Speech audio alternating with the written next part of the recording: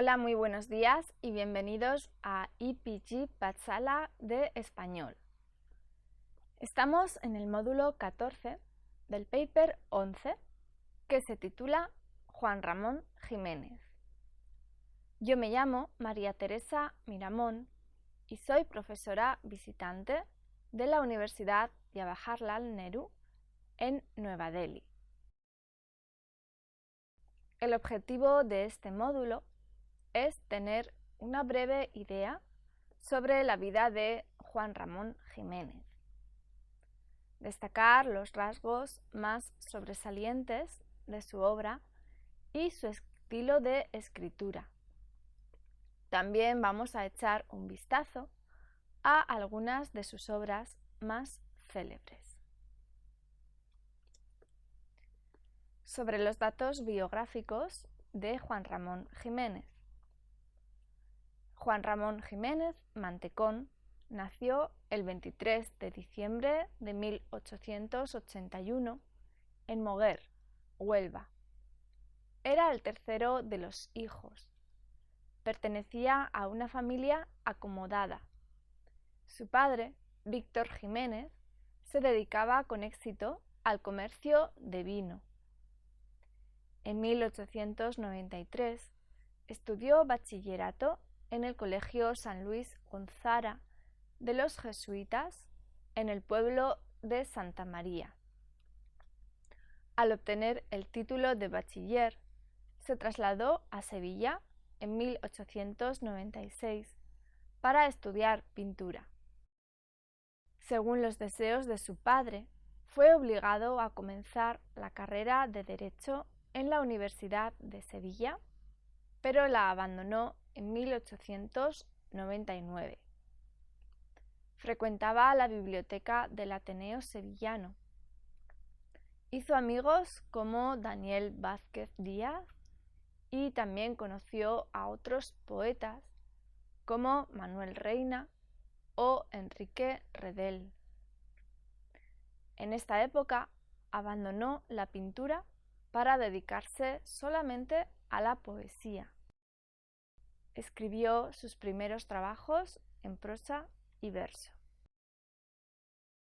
Colaboró en algunos periódicos y revistas regionales de Sevilla y Huelva. En 1990 se trasladó a Madrid para recibir una carta de invitación de Villaespesa y Rubén Darío. Allí conoció a otras grandes figuras del modernismo. También estuvo en contacto con Benavente, Rueda, Pío Baroja, los hermanos Machado, Azorín o Valle Inclán. En este mismo año publicó sus dos primeras obras, tituladas Ninfeas y Almas de Violeta. Se enfermó de neurosis depresiva, lo que lo llevó a temer constantemente por su vida, y volvió a Moguer, donde presenció la muerte de su padre. Se describe como un hombre de carácter melancólico y depresivo. Su familia lo envió a la Maison de Santé de Castel d'Antort, un sanatorio para enfermos mentales en Francia. Allí compuso su tercer libro, titulado Rimas. En 1901 volvió a Madrid para instalarse en el Sanatorio del Rosario. Pasó 2 años allí. Organizó varias reuniones asistidas por sus amigos poetas como Antonio Machado, Valle Inclán o Benavente. A causa de una nueva crisis depresiva, volvió de nuevo a Moguer. En este periodo compuso su libro Platero y yo. Su familia se enfrentaba a graves problemas económicos y también esto ayudó a agudizar su crisis depresiva. A finales de 1911 volvió a Madrid, donde decidió vivir definitivamente. En 1916 se casó con Zenobia Camprubí en los Estados Unidos. Pronto volvió a Madrid con su esposa. Realizó viajes a Francia y a los Estados Unidos y encabezó movimientos de renovación poética. Ejerció una gran influencia sobre los miembros de la llamada generación del 27. Cuando estalló la Guerra Civil en 1936, el poeta se exilió a los Estados Unidos, Cuba y finalmente se instaló en Puerto Rico. Recibió el Premio Nobel de Literatura en 1956, pero justo 3 días después murió su mujer. El poeta murió el 29 de mayo de 1958 en San Juan de Puerto Rico. Vamos a hablar ahora sobre su estilo.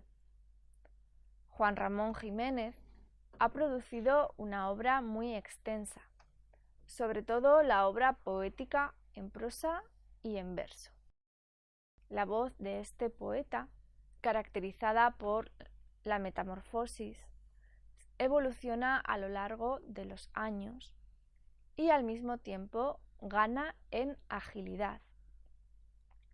Su estilo también se ve transformado a lo largo de sus años.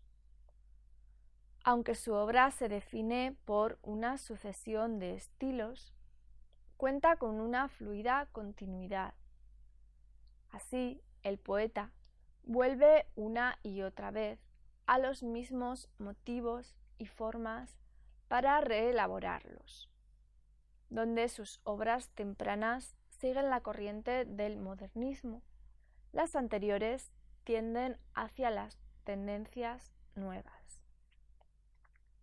En sus creaciones literarias hay una predominación del sustantivo. Se destaca el afán del poeta por sustantivar otros elementos de una oración.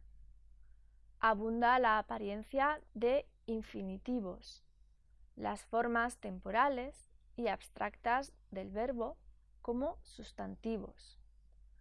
También se sustantivan los complementos nominales y los complementos circunstanciales. Los adjetivos neutros y los adverbios aparecen sustantivados. Recurre al uso de violentas elipsis.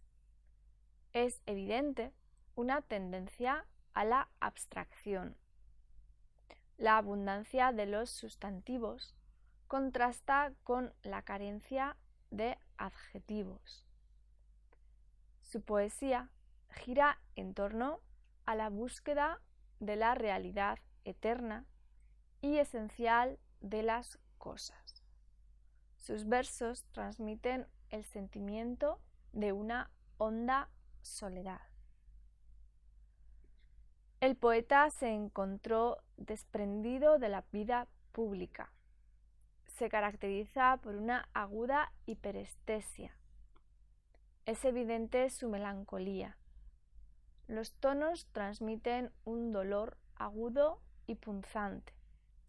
La suya es una poesía minoritaria, envuelta de dificultad y hermetismo. Siempre está presente una gran inquietud y una constante búsqueda. Su poesía se dirige hacia la búsqueda de la belleza. Además, se define también por su búsqueda del conocimiento y la eternidad. Adula lo bello, sí, porque según este poeta, la poesía es una forma de conocimiento. Es un modo de penetrar en lo esencial de las cosas. Nos lleva hacia las últimas verdades.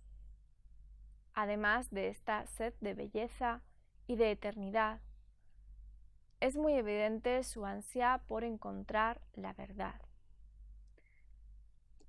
La fugacidad del tiempo y de las cosas es otro tema recurrente. En su primera etapa se ve influenciado por el movimiento simbolista, una tendencia prevalente del fin de siglo.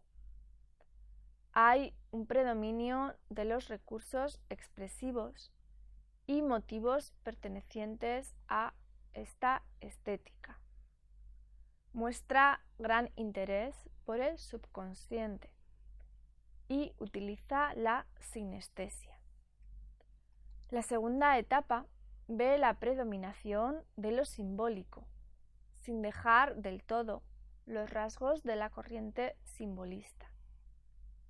En este periodo es muy evidente su deseo de evadirse de la realidad inmediata. Pretende elevar sus experiencias a lo simbólico. Se funden la concepción religiosa del poeta y la perspectiva simbólica. Encontramos símbolos muy diversos y polivalentes en los versos de Juan Ramón Jiménez. A menudo recurre al simbolismo para desvelar su desorientación vital. Su obra adopta un tono decadentista. Se percibe la melancolía. El otoño simboliza la fugacidad del tiempo. Aparecen una y otra vez los símbolos autumnales como las hojas secas. Menciona, por ejemplo, el tibio sol de octubre. En algunos lugares esto simboliza la regeneración a través del amor o la plenitud, y en otros presenta lo decadente. Otro símbolo estrechamente ligado al otoño es el crepúsculo. Representa también la decadencia y se vincula con la desazón y la incertidumbre angustiosa. El atardecer, junto con el otoño, transmiten un sentido de nostalgia. Después de volver a Moguer en 1905, la tarde pasa a encarnar la paz y la quietud. Utiliza muchas imágenes cromáticas. Abundan los tonos dorados. El amarillo es un color que representa con frecuencia. Conlleva tonos melancólicos de oro y verbaliza connotaciones lujosas. Recurre a menudo al juego de las imágenes. Retrata una sensualidad exquisita, uniéndola con una dolorida conciencia del tiempo. Cuando la tarde simboliza la paz, el autor recurre a los colores oro, cobres, malvas, violetas, etc., para representarla. Estos símbolos encarnan el fenómeno del paso del tiempo. Otros temas importantes se relacionan con la muerte y la resurrección. Abundan las referencias también a niños muertos, con la que pretende demostrar la contradicción simbólica entre la vida y la muerte. Es muy evidente la angustia que siente el poeta. El cementerio aparece a menudo como otro símbolo, el símbolo del otoño, que representa el paso del tiempo y el ciclo anual, simboliza la muerte y la resurrección. De nuevo saca a la luz el contraste entre la vida y la muerte. Al embellecer las estaciones en sus versos, el poeta muestra su admiración hacia la naturaleza. Las estaciones representan el devenir cíclico. En sus versos, la mariposa llega a representar el resurgimiento. El árbol es símbolo de un universo armónico. Vincula el viaje con la muerte. Es muy evidente la melancolía en el tono. En unos lugares representa la muerte como una compañera dependiente de nosotros. A menudo sobrepone el misterio. Vamos a hablar ahora de su obra poética. Su trayectoria poética se divide en 3 etapas. Primero, la época sensitiva. Segundo, la época intelectual. Y tercero, la época suficiente o verdadera. Vamos a hablar primero de su época sensitiva. Este periodo incluye las obras desde sus comienzos hasta aproximadamente 1915. Su trayectoria literaria empezó a una edad muy temprana. Aparecieron sus primeros poemas en 1898, cuando tenía 17 años. Estas primeras obras tienden al postromanticismo beckeriano y son de un tono más bien adolescente. Pronto llega a ser evidente la influencia de la estética modernista. Es el modernismo de tipo sensorial. Destaca este modernismo intimista entre 1908 y 1915. Utiliza de manera liberal el color y otros elementos sensoriales. A menudo recurre a la adjetivación, sobre todo de tipo sensorial. Utiliza un léxico modernista, en el que aparecen ritmos sonoros y amplios, sobre todo el alejandrino.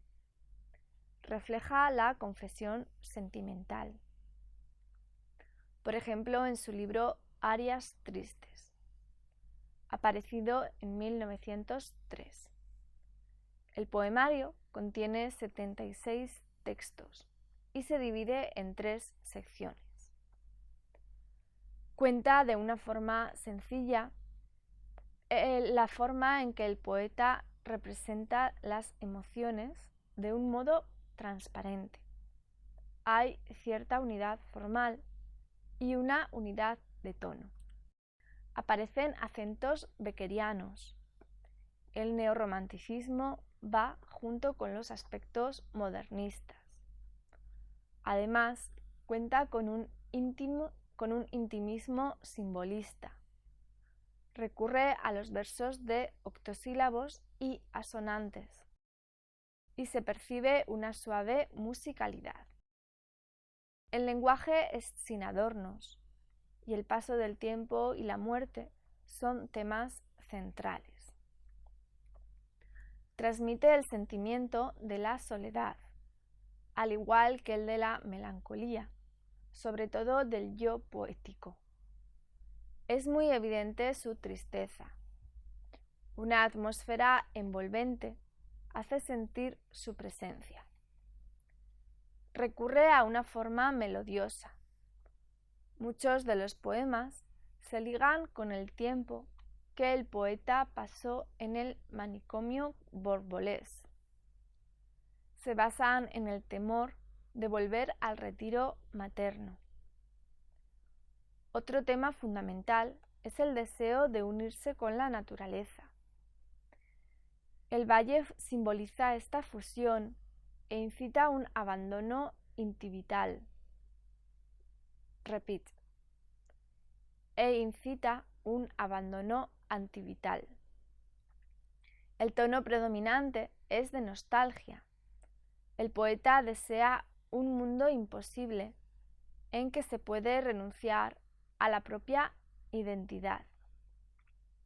La primera sección, Arias otoñales, tiene como tema central el temor a la muerte. La tensión surge entre el deseo de llegar hasta un nirvana imaginario y la gravitación hacia el mundo exterior. Manifiesta la inseguridad. La segunda sección es Nocturnos, donde se centra en torno al marco del jardín. El tema de la muerte encabeza esta sección. El poeta retrata la separación del cuerpo y el alma. Además, incluye las descripciones de la desintegración del cadáver. Recuerdos sentimentales forma la tercera sección, con evidentes raíces biográficas. Los poemas surgen de su experiencia del tiempo pasado en Burdeos y el sanatorio del Rosario. Adopta un tono sentimental, una sensualidad marca estas experiencias. Retrata recuerdos, dibujando escenas de ruptura, reconciliación y despedida. Se ve al poeta ensimismado en su tono melancólico. Ahora vamos a hablar de su época intelectual, su segunda etapa, que abarca desde 1916 hasta 1936, el año que abandonó España. Se inició con la publicación del poemario Diario de un poeta recién casado. Esta frase cuenta con una nueva sencillez. El autor de nuevo utiliza el octosílabo y reaparece la asonancia, con poemas breves que carecen de ornamentación. Es una poesía personal y la describe como una poesía desnuda. Marca una ruptura con el modernismo y presta mayor atención a lo conceptual y lo emotivo, con su ansia de eternidad. Sobresale su sed de conocimiento y a través de la poesía intenta penetrar en la realidad.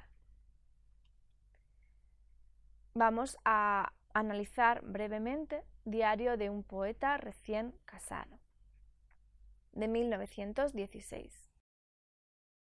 Es la obra denominada como su mejor libro por él mismo y marca una ruptura definitiva con el modernismo. Compuso los poemas durante su viaje a Nueva York, con motivo de su boda con Zenobia Camprubí. Es un poemario bastante largo que se compone de 241 textos en verso y prosa. Se trata de los sentidos y los sentimientos de una situación concreta. La obra se divide en 6 secciones que corresponden a varias etapas del viaje de Madrid a Nueva York. Hacia el mar forma la primera sección. Abarca el viaje que se inicia en Madrid y termina en Cádiz. Evoca el paisaje de la infancia y la juventud. Amor en el mar es la segunda sección. Se caracteriza por la monotonía. Hay una carencia de incidentes y los poemas cuentan con una dificultad intensa. Los poemas famosos de esta parte son Sol en el camarote, Nocturno, Soledad, Cielo o Venus. La tercera sección, América del Este, surge de sus experiencias durante la estancia en Estados Unidos.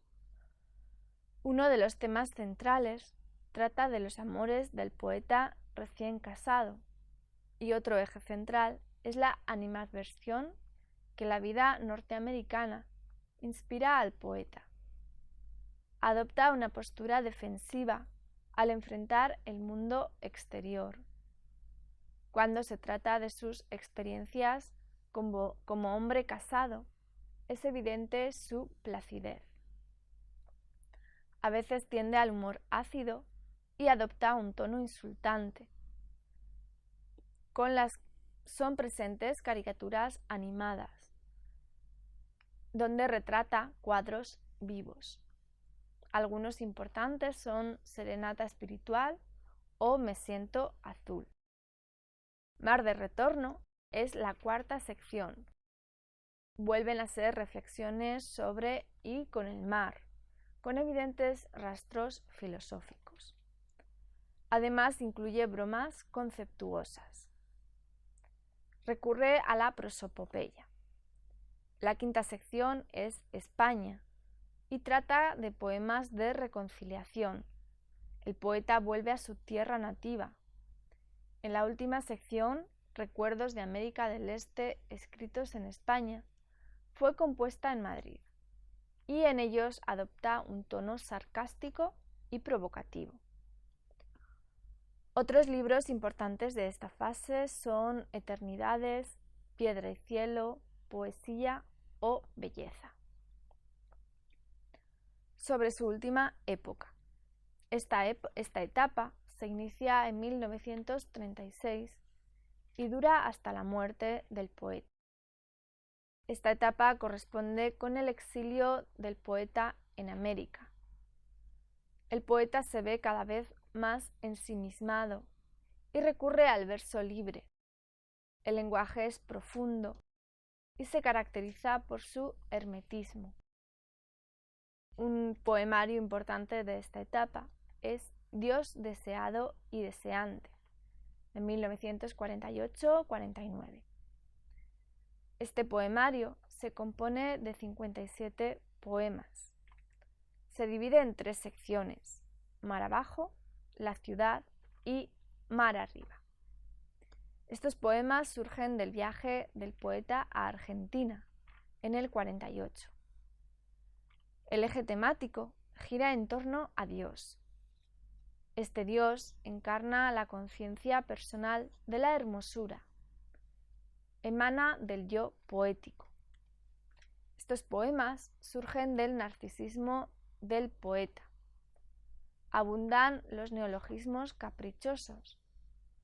Algunos poemas importantes en este poemario son De nuestros movimientos naturales, En mi tercer mar o El hombre conseguido de los nombres. Vamos a hablar ahora de su obra en prosa, cuyo ejemplo más importante es Platero y yo. Esta obra fue concebida durante el retiro de Moguer del poeta. La edición completa se publicó en 1917. Son 138 capítulos que incluyen 2 notas epilogales. La edición de 1917 se dirige a los adultos y se trata de un poemario en prosa, que se narra en primera persona. La acción se sitúa en un espacio privilegiado y la trama no se dirige hacia el transcurrir de unos hechos, sino que es una forma de presente detenido, a base de monólogos fragmentarios. El soliloquio del autor se dirige hacia Platero, el interlocutor mudo. En lugares, el burro juega el papel de alter ego del narrador. Es su compañero en su marginación y le acompaña en su huida del mundo de los hombres hacia las soledades de la naturaleza. El poeta adopta un tono de nostalgia con el que retrata la vida del campo andaluz. Vamos a leer un fragmento de la edición de 1914. Dice así: Platero es pequeño, peludo, suave, tan blando por fuera que se diría todo de algodón, que no lleva huesos. Solo los espejos de azabache de sus ojos son duros cual 2 escarabajos de cristal negro. Lo dejo suelto y se va al prado y acaricia tibiamente con su hocico, rozándolas apenas, las florecillas rosas, celestes y gualdas. Lo llamo dulcemente Platero y viene a mí con un trotecillo alegre que parece que se ríe en no sé qué cascabeleo ideal. Come cuanto le doy, le gustan las naranjas mandarinas, las uvas moscateles, todas de ámbar, los higos morados, con su cristalina gotita de miel. Es tierno y mimoso igual que un niño y que una niña, pero fuerte y seco como de una piedra. Cuando paso sobre él los domingos por las últimas callejas del pueblo, los hombres del campo, vestidos de limpio y despaciosos, se quedan mirándolo. Tiene acero, acero y plata de luna al mismo tiempo.